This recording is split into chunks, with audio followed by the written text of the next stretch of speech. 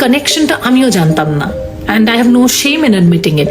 But যখন আমি জানলাম, I was so moved by it and I was so heartbroken. Rukmini দাবি করেছেন, দীর্ঘ সম্পর্কের পর আজ তিনি একা, নিঃস্ব। তার ভাষায়, 6 মাস আগেই দেব আমাকে বাড়ি থেকে তাড়িয়ে দিয়েছে। আমার সাথে কোনো যোগাযোগ নেই, এমনকি আমার ফোনটা পর্যন্ত সে তোলে না। দেবের জীবনে শুভশ্রীর ফিরে আসা বা নতুন করে সান্নিধ্য পাওয়াতেই নাকি তাদের এই দীর্ঘদিনের অটুট দূরত্ব তৈরি হয়েছে। রুক্মিণী অত্যন্ত ভারাক্রান্ত হৃদয় জানিয়েছেন যে তাকে কেবল ঠকানোই হয়নি, বরং বিয়ের প্রতিশ্রুতি দিয়ে আজ তাকে ঘর ছাড়া করা হয়েছে। জীবনের এই কঠিন মোড়ে দাঁড়িয়ে তারই হাহাকার কেবল ব্যক্তিগত যন্ত্রণার নয়, বরং এক গভীর বিশ্বাসের অপমৃত্যু। তবে গল্পের মোড় এখানেই শেষ নয়। রূপালী পর্দার খাতিরে বা সিনেমার নাম করে দেব ও শুভশ্রী আবারও কাছাকাছি এসেছেন, যা তাদের পেশাদারত্বের পাশাপাশি ব্যক্তিগত রসায়ন নিয়েও নতুন আলোচনার জন্ম দিয়েছে। রুক্মিণী মৈত্রের এই চাঞ্চল্যকর বিবৃতি টলিউডের আনাচে কানাচে দাবানলের মতো ছড়িয়ে পড়েছে। দেব রুক্মিণী ইউটিকে যারা আইডল হিসেবে দেখতেন, সেই অগণিত ভক্তরা আজ চরম হতাশ এবং দ্বিধাগ্রস্ত।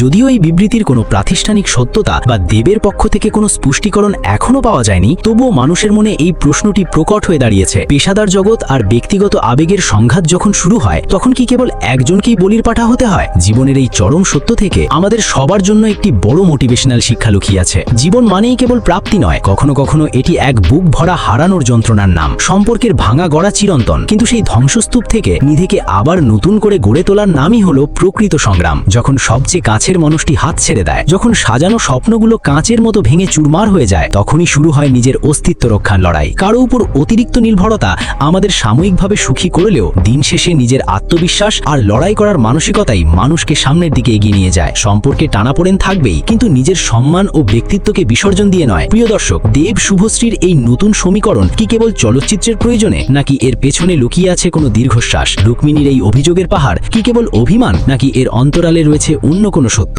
আপনার মূল্যবান মতামত আমাদের কমেন্ট বক্সে অবশ্যই জানাবেন, এবং আমাদের এই ছোট্ট চ্যানেলটি সাবস্ক্রাইব করে আমাদের পাশেই থাকুন। মনে রাখবেন, জীবনের প্রতিটি ধাক্কা আমাদের আরো শক্ত হতে শেখায়, তাই ভেঙে না পড়ে নিজের ওপর বিশ্বাস রাখুন। জয় আপনার হবেই। ভালো থাকুন, সুস্থ থাকুন।